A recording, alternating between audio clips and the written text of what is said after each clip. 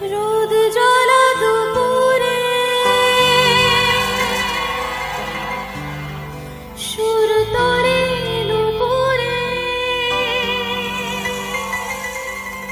বাস থেকে তুমি যাবে নামতে একটি কিশোর ছেলে একা কেন দাঁড়িয়ে সে কথা কি কোনোদিনও ভাবতে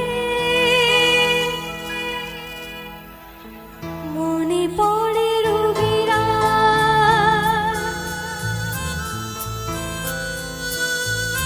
মনে